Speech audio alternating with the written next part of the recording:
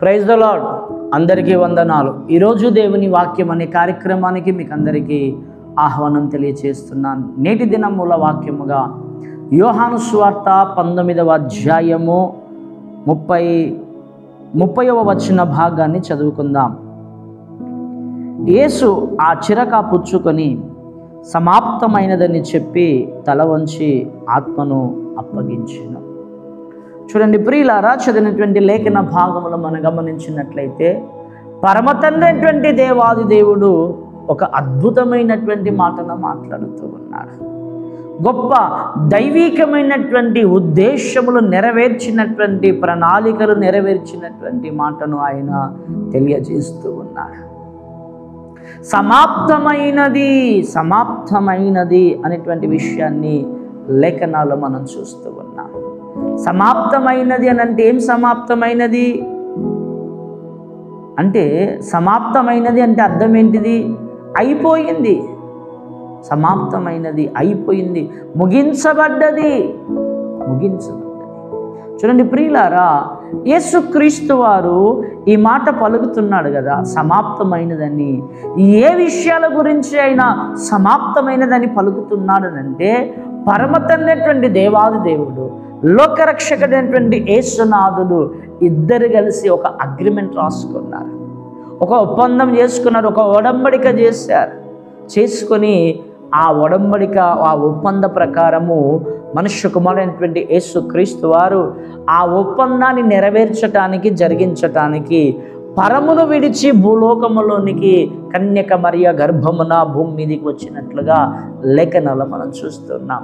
ఆ వచ్చినటువంటి ఆ క్రమములో ఆ పరమతనటువంటి దేవాది దేవుని యొక్క ఉద్దేశాలు, తలంపులు, ఆయన యొక్క దైవ ప్రణాళిక యొక్క చిత్తము ఏవైతే ఉన్నాయో అవన్నీ జరిగించవలసిన బాధ్యత నీది అని చెప్పి యేసుక్రీస్తు వారికి అప్పచెప్పినప్పుడు ఆ క్రమాన్ని ఆయన పాటించుకుంటూ వచ్చినట్లుగా, లేక జరిగించినట్లుగా, లేక నెరవేర్చినట్లుగా లేఖన భాగాల్లో ప్రియులారా ఇక్కడ మనం చూస్తున్నాం. చూడండి ప్రియులారా, పరిశుద్ధ గ్రంథంలో మనం గమనిస్తే లూకా సువార్త 2:49, ఆయన మీరేలా నన్ను వెతుకుచుంటిరి, నేను నా తండ్రి పనుల మీద నుండవలనని మీరు ఎరుగరా అని వారితో చెప్పాను. చూడండి ప్రియులారా, లేఖన భాగంలో మనం గమనిస్తే యేసుక్రీస్తు వారి యొక్క తల్లిదండ్రులు, యేసుక్రీస్తు వారి ముగ్గురు మధ్యన జరిగినటువంటి సంఘటన యొక్క వివరణ ఇక్కడ మనం చూస్తూ ఉన్నాం. యేసుక్రీస్తు వారు తప్పిపోయారు అని చెప్పేసేసి వీరు బంధువుల దగ్గర, స్నేహితుల దగ్గర, చుట్టుపక్కల వాళ్ళందరి దగ్గర వెతుక్కుంటూ తిరిగి మరలా మందిరానికి వచ్చారు. వాళ్ళు మందిరానికి వచ్చి ఆ మందిరంలో చూసినప్పుడు యేసుక్రీస్తు వారు అక్కడ బోధ చేస్తూ ఉన్నాడు. ఆ విషయాన్ని చూశారు, ఆ విషయాన్ని గ్రహించిన తర్వాత తల్లి అయినటువంటి మరియా కుమారుడైనటువంటి యేసుక్రీస్తు వారితో మాట్లాడుతుంది, నాన్న నీ గురించి మేము ఎంత బాధపడ్డాము, ఎంత వేదన పడ్డాము, నీ తండ్రి నేను చాలా దుఃఖపడ్డాము, అందరిని అడిగాము, ఎక్కడెక్కడో తిరిగాము, కానీ నువ్వు మా కంటికి కనిపించకపోయేసరికి మేము చాలా వేదన పడ్డాము నాన్న అని చెప్పి పంచుకుంటూ ఉన్నప్పుడు, అయ్యో మమ్మీ, అయ్యో డాడీ అలాగా, అయ్యో సారీ మీకు చెప్పలేదు అని అన్నాడా? అలాగనండి. ఆయన అన్న మాట ఏమిటంటే ప్రియులారా, మీరేలా నన్ను వెతుకుచుంటిరి, నా తండ్రి పనుల మీద నేను ఉండవలనని మీరు ఎరుగారా? ప్రియులారా, యేసుక్రీస్తు వారు భూలోకంలో జన్మించడానికి గల కారణం ఏంటంటే, పరమతండ్రి దగ్గర నుండి ఒక ఉద్దేశం కలిగి వచ్చాడు, పరమతండ్రి యొద్ద నుండి ఒక చిత్తమును కలిగి వచ్చాడు. ఆ పరమతండ్రి చిత్తము, ఆ పరమతండ్రి ఉద్దేశములు, ఆ పరమతండ్రి ప్రణాళిక నెరవేర్చుట ఆయన కర్తవ్యమై ఉన్నది. కనుక ఆ పనులు ఆయన ఏం చేస్తున్నాడట? ప్రారంభించి జరిగించుచూ ఉన్నాడట. నా తండ్రి పనులు నేను చెయ్యవలసి ఉన్నది అని అంటున్నాడు. యోహాను సువార్త 4వ అధ్యాయం 34వ వచన భాగాన్ని చదువుతున్నాను. యేసు వారిని చూచి, నన్ను పంపిన వాని చిత్తము నెరవేర్చటయు ఆయన పని తుదముట్టించుటయు నాకు ఆహారమై ఉన్నది అని లేఖనంలో మనం చూస్తున్నాం. చూడండి ప్రియులారా, యేసుక్రీస్తు వారు శిష్యులు అనేక ప్రాంతాలు, అనేక గ్రామాలు, అనేక రాష్ట్రాలు నడుచుకుంటూ వెళ్తూ ప్రయాణాలు చేస్తూ సువార్తను ప్రకటిస్తూ, రోగులను స్వస్థపరుస్తూ, నమ్మిన వారికి నీటి బాప్తిజం ఇస్తూ, అనేకులను దైవ ప్రేమ చేత నింపుతూ పరలోక రాజ్య వారసులుగా అందరినీ తయారు చేస్తూ సిద్ధపరుస్తూ ఉన్నారు. ఆ ప్రయాణములో ఒక చోట వచ్చినప్పుడు, యాకోబు బావి దగ్గరికి వచ్చినప్పుడు యేసుక్రీస్తు వారు ఆకలిగా ఉన్నదని చెప్పేసి అన్నప్పుడు ఆయనకు భోజనం తీసుకురావడానికి వారు వెళ్ళిపోయి వారు భోజనం తీసుకుని వచ్చేసరికి ఆయన అంటున్నటువంటి మాట ఏమిటంటే, అయ్యా భోజనం సిద్ధం చేస్తాం, మీరు భోజనం చెయ్యండి అని అన్నప్పుడు ఆయన అంటున్న మాట ఏమిటంటే, నన్ను పంపిన వాని చిత్తము నెరవేర్చయే, ఆయన పని తుదముట్టించయే నాకు ఆహారమై ఉన్నది. ఆయన పనులు చేస్తేనే నాకు ఆహారం తిన్నంత, ఆయన పని చేయకపోతే నాకు ఆహారం తిన్నట్టు కాదు అని అంటున్నాడు. చూడండి ప్రియులారా, కొంతమంది స్త్రీలను మనం చూస్తూ ఉంటాం.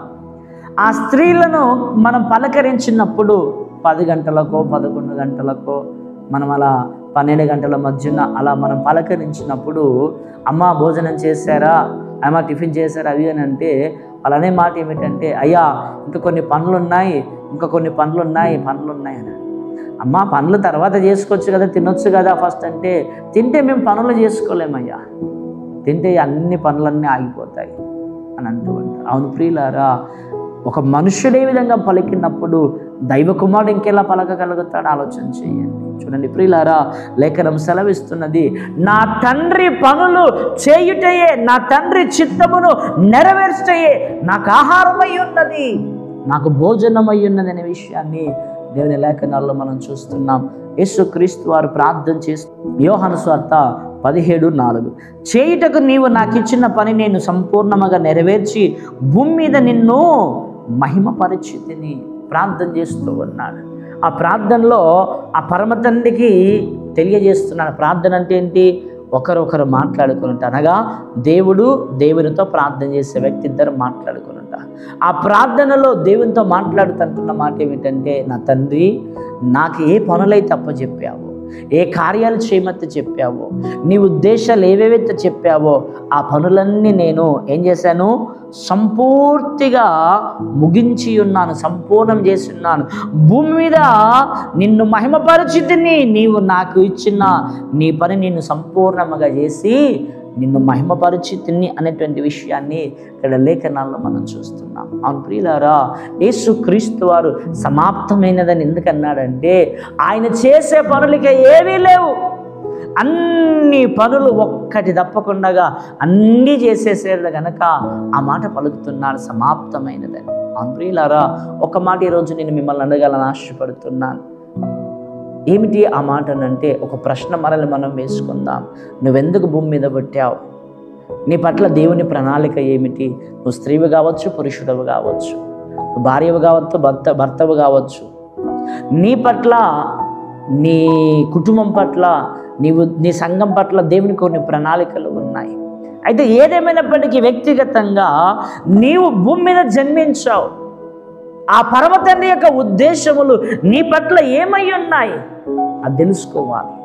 అది తెలుసుకోకుండా మనం ఎలా పడితే అలా జీవించడానికి వీల్లేదు, ఎలా పడితే అలా బ్రతకడానికి వీల్లేదు, ఎలా పడితే మనం కొనసాగడానికి వీల్లేదు. వాక్యం సెలవిస్తున్నది, నేను ఒక ప్రణాళిక కలిగి ఉన్నాను, ఆ ప్రణాళిక ప్రకారం నేను చేస్తున్నాను అని యేసుక్రీస్తు వారు మాట్లాడుతున్నాడు. నీకు ఒక ప్రణాళిక ఉండాలా, ఒక గమ్యం ఉండాలా, గురి చేరడానికి ఒక పద్ధతి క్రమం అనేది నీకు ఉండాలి. చూడండి ప్రియులారా, లేఖన భాగంలో మనం గమనిస్తే వాక్యం సెలవిస్తుంది, ఫిలిప్పీలకు రాసినటువంటి పత్రిక 2వ అధ్యాయము 21వ వచన భాగాన్ని చదువుకుందాం. అందరూ తమ సొంత కార్యములనే చూచుచున్నారు గాని యేసుక్రీస్తు కార్యములను చూడరు. అందరు సొంత పనులే చూసుకుంటున్నారు, సొంత కార్యాలే చూసుకుంటున్నారట. ప్రియులారా, ఇక్కడ ఇంకొక ప్రశ్న వేసుకుందాం. నేడు మనది రేపు ఎవరిదో తెలియదు. ఈరోజు వరకే మనది, రేపేమి జరుగునో, ఏమి సంభవించునో, ఎవరు బ్రతుకుంటారో, ఎవరు చనిపోతారో తెలియదు. అయితే ఒకవేళ దేవుడు ఈ రోజు కనుక మనల్ని పిలుచుకుంటే దేవునికి అప్పచెప్పిన పనులు సమాప్తమయ్యాయా? దేవునికి అప్పచెప్పిన బాధ్యతలు సమాప్తమయ్యాయా? దేవునికి అప్పచెప్పిన కార్యాలు, పనులన్నీ సంపూర్తిగా నువ్వు ముగించి ఉన్నావా? అది చాలా ప్రాముఖ్యమైనది. నీ ఆత్మను కోల్పోయే సమయం వరకు దేవుడు నీకు అప్పచెప్పిన పనులన్నీ సంపూర్తిగా చేసి ముగించాలి. అది సమాప్తమైనది. నీ పనులన్నీ సగం చేసి పెట్టేసేవనుకో, దేవుడు ఎక్కడైతే ఏం అప్పచెప్తావు? వాక్యం సెలవిస్తుంది, సొంత కార్యాలు చూసుకుంటున్నారట. దేవుని కార్యాలు ఎవరు చూడాలా? దేవుని కార్యాలు చూడడానికి నిన్ను పుట్టించాడా? లోక పనులు చేసుకోవడానికి పుట్టించాడా? లోక పనులు చేసుకోవద్దని నేను చెప్పట్లేదు. అవి చేసుకుంటూ నువ్వు దేవుని పనులు చేయాలా? అవి చేసుకుంటూ దేవుని కార్యాలు జరిగించాలా? అవి చేసుకుంటూ దేవుని చిత్తాలను నెరవేర్చాలా? ఆ బాధ్యతను దేవుడు నీకు అప్పజెప్పాడనే విషయాన్ని దేవుని యొక్క లేఖనాన్ని ఫిలిప్పీయులకు రాసిన పత్రిక 2వ అధ్యాయం 4వ వచనం, మీలో ప్రతివాడును తన సొంత కార్యములను మాత్రమే గాక ఇతరుల కార్యములను కూడా చూడవలెను. ఇతరుల కార్యాలు, మన సొంత పనులే మనం కాదండి. ఇతరుల కార్యాలు చూడాలా, దేవుని కార్యాలు చూడాలా. ఈ 2 కార్యాలను చూడాలా. దేవుని పనులు చేసుకుంటూ అనేక రోగులను, అనేక వ్యాధిగ్రస్తులను, అనేక దయ్యములు పట్టిన వారిని, అనేక సమస్యలు ఉన్నటువంటి వారిని దేవుడు విడిపించాడు, బాగు చేశాడు. దేవుని రాజ్య సువార్త వ్యాప్తిని చేశాడు. తన పనులు తాను చేసుకున్నాడు, తన కర్తవ్యం తాను నెరవేరుస్తూ ఉన్నాడు. కనుక ప్రియులారా, ఇనేటి ఉదయకాల సమయమందు వాక్యం వింటున్నటువంటి నీ జీవితంలో నీవు దేవునికి లెక్కప్పచెప్పవలసిన వారమై ఉన్నావు. మనం దేవునికి లెక్కప్పచెప్పవలసిన వారమై ఉన్నాం. మనల్ని దేవుడు లెక్క అడిగినప్పుడు నీవు సమాప్తము చేశాను ప్రభు అని చెప్పగలవా? ఆ విధముగా దైవ చిత్తాన్ని తెలుసుకుని దైవ కార్యములను జరిగిస్తూ ఉన్నావా? ఒకసారి మనమే ఆలోచించుకోవాలి. చూడండి ప్రియులారా, పరిశుద్ధ గ్రంథంలో మనం గమనిస్తే వాక్యం సెలవిస్తున్నది. లూకాసు వార్త 9వ అధ్యాయం 57వ వచనాన్ని చదువుకుందాం. వారు మార్గమున వెళ్ళుచుండగా ఒకడు, నీవెక్కడికి వెళ్ళినను నీ వెంట వచ్చేదనని ఆయనతో చెప్పాను. చూడండి ప్రియులారా, యేసుక్రీస్తు వారితో శిష్యులు కానీ ఇంకా చాలామంది కానీ రకరకాల ప్రజలు ఆయనతో ఉన్నారు, ఆయనను వెంబడించారు. నీతో ఎక్కడికైనా ప్రభువా వస్తామని అన్నారు. కానీ ప్రియులారా, ఆయనతో పాటు ఒక్కడు కూడా మిగలలేదంట. ఆయనతో పాటు ఒక్కడు కూడా మిగలలేదంట. అంత చెల్ల చెదరైపోయారట. ఇంకో విషయాన్ని మనం గమనిస్తే, దేవుడు మనకు కొన్ని పనులు అప్పచెప్పాడు. ఆ పనులు మనం చెయ్యాలా? ఆయన పనులు మనము చెయ్యాలా? చూడండి ప్రియులారా, యోనాకు దేవుడు ఒక పని అప్పచెప్పాడు. ఆ పని ఆయన చేయకుండా ఏం చేస్తున్నాడు? పారిపోతున్నాడు. పారిపోతుంటే దేవుడు విడిచిపెట్టాడా? సరే నా పని చేయనని పారిపోతున్నావు కదా, పారిపోని విడిచిపెట్టాడా? విడిచిపెట్టలేదు. ఏం చేశాడు? అగాధములోనికి వెళ్ళేటట్టుగా చేశాడు. దేవుని పనులను పక్కన పెట్టి, దేవుని కార్యాలు పక్కన పెట్టి, దేవుని ఆరాధన, దేవుని సన్నిధిని పక్కన పెట్టి, దైవ కూడికలను పక్కన పెట్టి, నీ సొంత పనులకు నీ ఇష్టానుసారంగా నువ్వు వెళ్తూ పోతూ అంటే నువ్వు అగాధంలోనికి వెళ్తావు కానీ స్వర్గంలోనికి వెళ్ళవు. ఎందుకంటే దేవుడు నిన్ను లెక్క అడుగుతాడు. శ్రమల పాలవుతావు, కష్టాలు, ఇరుకులు, ఇబ్బందులు తెచ్చుకుంటావు. వాక్యం సెలవిస్తుంది, సొంత కార్యాలు చూసుకుంటున్నారు కానీ దేవుని కార్యములు ఎవడు కూడా చూడడు అని దేవుని యొక్క లేఖనాల్లో మనం చూస్తున్నాం. కనుక ప్రియులారా, దేవుని కార్యాలు చూడాలా, మన కార్యములు చూసుకోవాలా, ఇతరుల కార్యములు చూడాలా. అది దేవుడు మానవునికి అప్పజెప్పినటువంటి క్రమం, దేవుని యొక్క చిత్తము, దేవుని యొక్క ప్రణాళిక అది. చూడండి ప్రియులారా, ప్రకటన గ్రంథము 3వ అధ్యాయము 1వ వచనాన్ని చదువుతున్నాను చూడండి. సార్దీసులో ఉన్న సంఘపు దూతకి ఇలాగూ వ్రాయు, 7 నక్షత్రములను దేవుని 7 ఆత్మలు గలవాడు చెప్పు సంగతులు ఏమనగా, నీ క్రియలన్నీ నెరుగుదును. ఏమనగా, జీవించుచున్నావన్న పేరు మాత్రం ఉన్నది కానీ నీవు మృతుడవే. సార్దీసులో ఉన్న సంఘపు దూతకి ఇలాగూ తెలియజేయము, నీ క్రియలన్నీ నెరుగుదును. నువ్వు మంచిగానే ఉన్నావు, సంఘంలోనే ఉన్నావు, సంఘంలో అన్నిట్లో నువ్వు ఉన్నావు, కానీ నీ క్రియలు మాత్రమే లేవు, నీ క్రియా జీవితం లేదు.